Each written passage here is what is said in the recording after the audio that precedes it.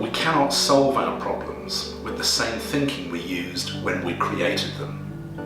Now, when Einstein said that, he was showing us that the surest way to solve a problem is to change the way we think about it. And that's what the simple solution is all about. And because it's about the way we think, I co-wrote it with a psychologist, Nick Duffell.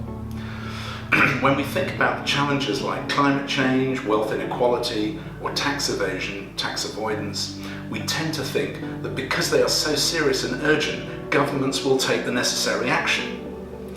But when governments don't take that action, we blame our politicians for not treating them as important, or we even accuse them of being in hock to vested interests and for not solving them. But this way of thinking isn't solving the problem. Nothing is changing.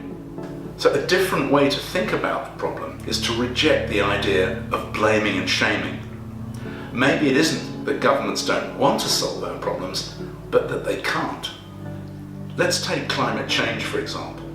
We all want our leaders to act quickly to solve it, but the progress seems painfully slow. Is that because our leaders don't care or don't want to solve it? Or is there something else going on here? If we think differently, we can see that any government that acts decisively to reduce its carbon emissions might have to make changes that cost businesses more money. And if any one government acts too decisively in advance of others, those businesses could simply move to another country to avoid the costs. So no government wants to be the one to move first, fearing the financial costs and the countless jobs that then could be lost if they did.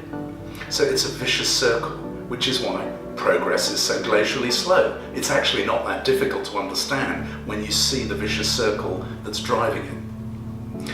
So the simple solution is about changing our thinking to be able to see that vicious circle, and then offering a campaign that you can really get behind so that we can get these problems solved together.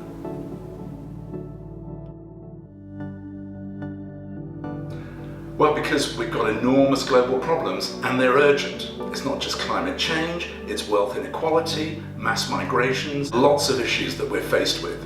So whether it's the election of Donald Trump in the US, or whether it's Brexit in the UK, or the rise of the far right across the rest of Europe, these tendencies are being exacerbated by destructive global competition.